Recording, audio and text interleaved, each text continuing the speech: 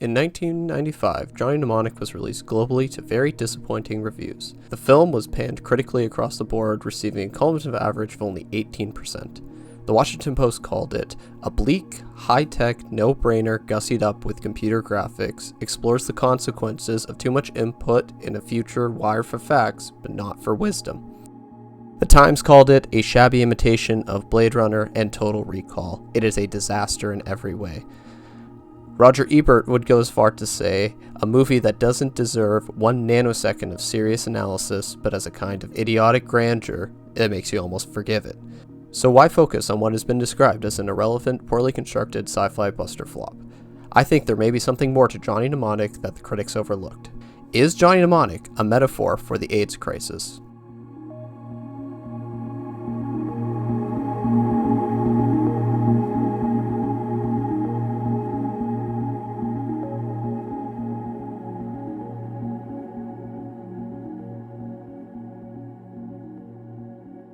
In the same year that Johnny Mnemonic was released, Todd Haynes would release the film Safe. Safe is about a stay-at-home homemaker named Carol suffering from a mysterious chemical imbalance seemingly caused by environmental factors. The film has been widely interpreted and understood to be about the AIDS epidemic. This is because of Carol's symptoms mirroring that of HIV, the year of its release, and the director's history with the subject. The question I want to answer today is, does Johnny Mnemonic do something similar? The case for Johnny Mnemonic as a metaphor for the AIDS crisis starts by outlining its plot.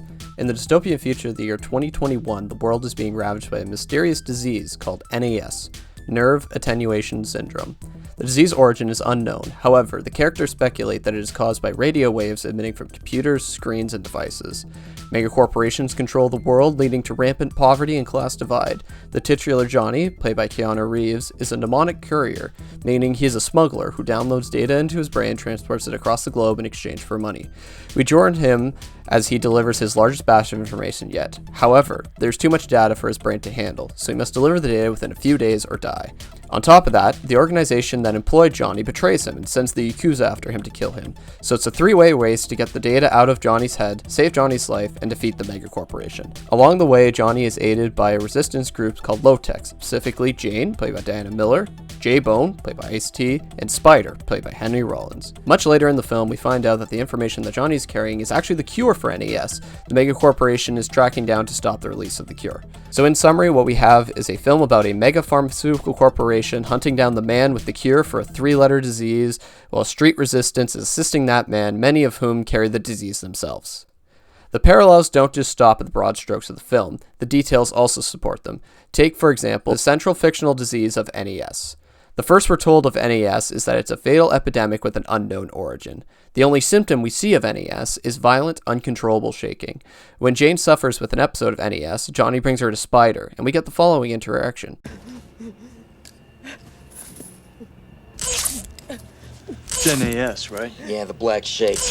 Like half the people on the planet. Let me tell you something so you get this straight. It's not my work that got her this way. My work is clean. Besides, you don't get this shit from amp jobs. That's just a myth. So what does cause it? When Spider talks of amp jobs, we are led to believe he's talking about the augmentations that Jade has implemented into her body. We only see the augmentations as a line of circular scars on her forearm. This could all be an illusion of drug usage. Spider defends his product, pictured above, as clean, NAS-free. The fact that Spider emphatically defends his product as clean that tips from character building into metaphorical territory. AIDS is a disease spread by bodily fluids such as blood or seminal fluid. Sharing needles is a way for the disease to spread, which leads to the stigmatization of drug users. That is how this scene could possibly be understood as a metaphor for AIDS. The final point of comparison comes from the film's final moments. Johnny is taken to the Low-Tech headquarters for the information to be removed from his head. While walking around, J-Bone says the following. This is where we fight back. We strip the little pretty pictures from their 500-channel universe, recontextualize it, then we spit the shit back at them. Special data, things that'll help people, like stuff we get from Spider.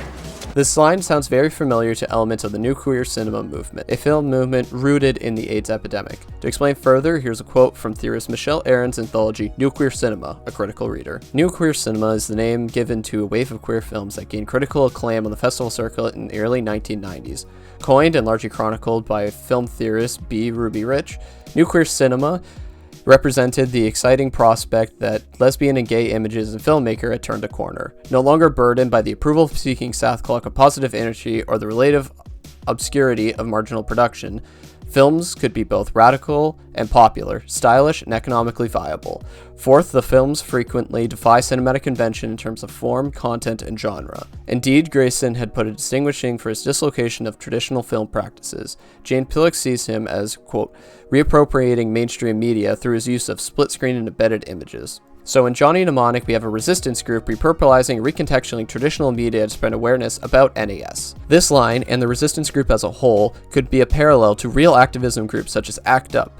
We even see a massive protest happening outside of Pharmacom's headquarters earlier in the film, which could be mirroring the actual storming of the NDA by ACT UP. Overall, the film's central plot line parallels many real-world AIDS issues. Since the film was made in 1995, it's situated at the perfect time to reflect these problems. It's also worth mentioning that Keanu Reeves recently starred in the acclaimed film My Own Private Idaho, which has been understood to be part of the new queer cinema movement by many theorists, Michelle Aaron included. The film's fictional disease mirrors AIDS with its acronym, cryptic origin, and symptoms. Spiders can be seen as mirroring a drug dealer getting upset with the victimization common in AIDS victims. Finally, the low-tech resistance can be seen as mirroring real-life activism groups such as ACT UP. So far, this seems like a really strong case of AIDS as metaphor. However, the director Roberto Luongo doesn't disprove the theory as much as he doesn't help it.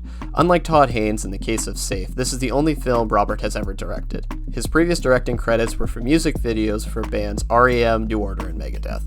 He is most well known for his photography work, primarily the Men in the City collection in 1981.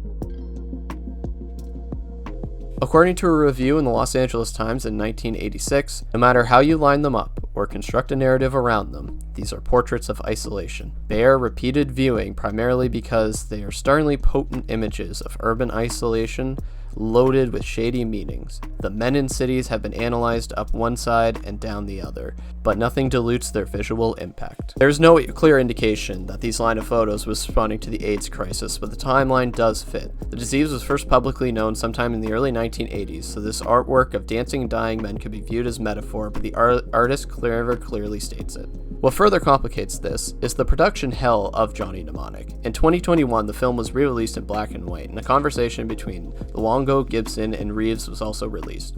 In this conversation, Roberto Luongo called the production a, quote, torturous experience. What's interesting is, later in the conversation, it's revealed that the film was intended to be a smaller art film. The film was later transformed into a blockbuster by Sony because of the inclusion of Keanu Reeves. The surprise hit of Speed in 1995 made Sony overly confident in the film and forced changes to make it more generally appealing. On that note, Reeves wasn't the first selection for the role of Johnny. According to an Entertainment article, Val Kilmer was the original selection for the role before dropping out. What's also interesting is, talking about the fictional disease, Luongo describes it using the context of COVID, not AIDS. I got the NAS in because I had a sneaking suspicion that computers and everybody having computers and computers turning into this global thing was bound to have some downsides. So I made it symbolically like a disease, like it affected their nervous systems. It was like a neurological disease. And it's just very strange how it works now in terms of you're looking at something that's made that long ago, and it does feel, very contemporary in some ways. Diving further into the production hell of the film, the screenplay was a loose adaptation of the classic cyberpunk novel Necromancer, written by Gibson. Gibson would co-write the screenplay with Luongo. Necromancer is a dystopian future novel where we follow a washed-up hacker hired for one last job. NAS does not exist in the novel. The street preacher doesn't exist either. The low-techs don't exist, but there are other resistance groups. A lot of the metaphorical elements of the film, when looked through the lens of AIDS, don't exist in the source material. In conclusion, the source material for the film isn't directly tied to AIDS, the director, screenplay writer don't connect the film to AIDS, and the decision to cast Keanu Reeves was a fortunate break rather than an intentional homage. There's clearly enough evidence within the film itself to consider it a metaphor for the AIDS crisis, but the behind the scenes doesn't seem to support that conclusion. However, as director Longo states, the production was very chaotic, and you can really feel that in the final results. The film feels inconsistent. It wants to be goofy but also taken seriously. It contains camp and B-movie comedy elements, but it never unifies that vision. There were clear signs of studio tampering, and the film was clearly trying to be a blockbuster hit. If Roberto had had more creative control, could these elements have been amplified? It's possible, but the behind-the-scenes evidence doesn't matter. The film clearly draws upon relevant themes in 1995, and the fact that evil pharmaceutical companies and nerve-damaging diseases were relevant topics speaks volumes. It's worth analyzing through an AIDS lens for that reason alone.